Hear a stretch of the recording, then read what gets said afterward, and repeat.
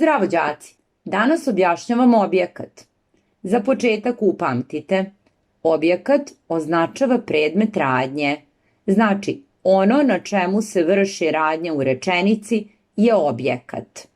To može biti jedna reč ili grupa reči. Kasnije ćete učiti da to može biti i rečenica.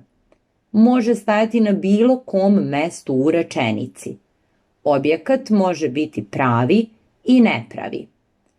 Pravi objekat stoji u akuzativu bez predloga ili u deonom genitivu koji možete zameniti akuzativom.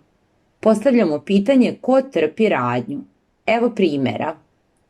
Klinci slušaju svoj omiljeni bend. Šta slušaju klinci? Svoj omiljeni bend. To je objekat. Beba jede ukusnu kašicu. Šta jede beba?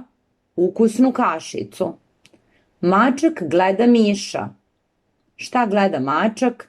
Miša. Popila sam kafe ili kafu.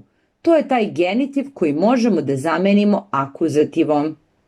Pravi objekat stoji uz prelazne glagole. O tome smo već pričali. Nepravi objekat stoji u zavisnim padežima. To znači da ne može biti u nominativu i vokativu. Evo primjera. Razmišljamo o raspustu. Ona priča o novoj haljini. Zadovoljni smo pobedom. Plašim se duhova. Mina liči na tetku. Nepravi objekat stoji uz neprelazne glagole. I o tome smo već pričali. Da ponovimo.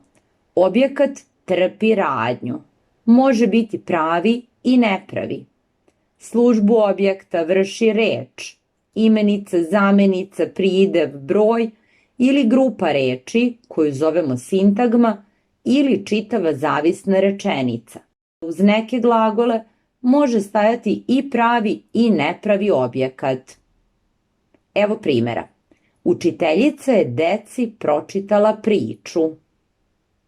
Priču je pravi objekat koji stoji u akuzativu bez predloga, a deci je nepravi objekat u dativu. Baka je donela deci kolače. Kolače je pravi objekat u akuzativu bez predloga, a deci je nepravi objekat u dativu. Eto, nadam se da je ovo bilo jasno. Pratite naš kanal, lajkujte. Pozdrav!